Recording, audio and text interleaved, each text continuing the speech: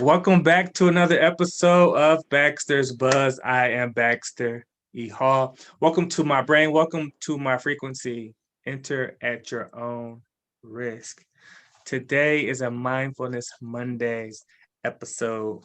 I have Sharonda Simmons here with me, the founder of Thrive and Shine LLC. Hello, Sharonda. Welcome.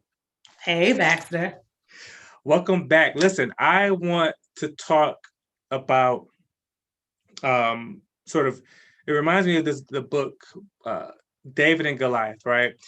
What we may perceive to be a weakness may actually be a strength, right? And many times we're basing these perceived weaknesses on the way that it used to be done. Mm-hmm. Talk about how maybe that weakness could actually be a strength if we change the angle and kind of look at it from a different light. Yeah, so I feel like most challenges, and this is the way I try to talk to myself about it, clients that I work with, organizations, is instead of looking at everything as like a problem, it literally is just an opportunity. Like a challenge is an opportunity to change, it's an opportunity to pivot, it's an opportunity to grow. And so when you've experienced something in your past, a lot of times we go, well, maybe I didn't get that degree, or, maybe I was in this situation or relationship that was not healthy for me. And we hold it with a certain level of shame.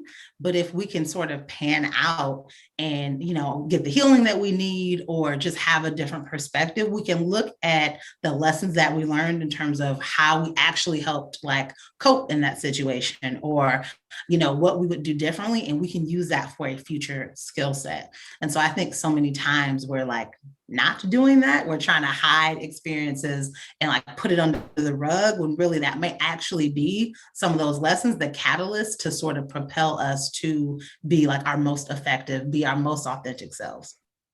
It's like it's something about saying something out loud that kind of gives you some clarity and a perspective, right? So when we admit to our shortcomings, we empower ourselves because we're sort of we're not it's not a shameful thing, right? It's a learning opportunity, like you said. But then also we're empowering whoever we're sharing with, because now there are some things that they may be dealing with, then they may feel empowered to share and realize that they're not, you know, the only ones kind of dealing with it.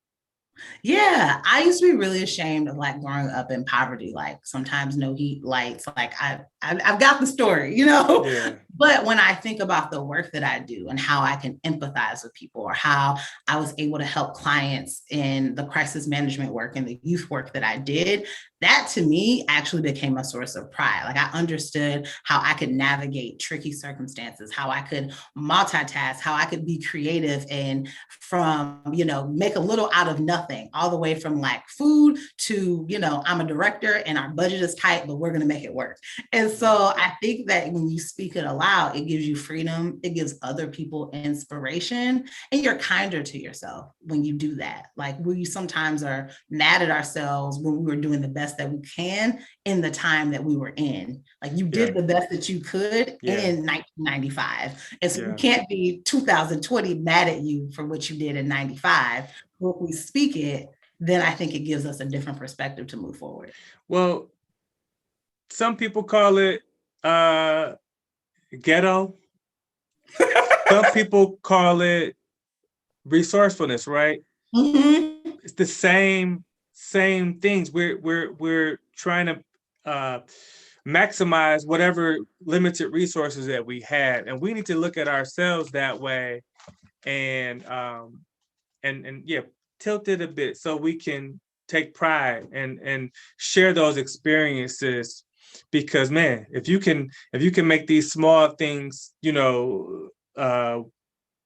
work and stretch them out, when you have that big budget, Yeah. you can still use those same principles to maximize those dollars or whatever types of resources that you have. So but if you don't acknowledge, man, I was able to do a lot with a little, or just enough with a little, then you maybe aren't properly preparing yourself to to handle those next levels up as Yeah. far as, you know, responsibilities and resources that are in front of you.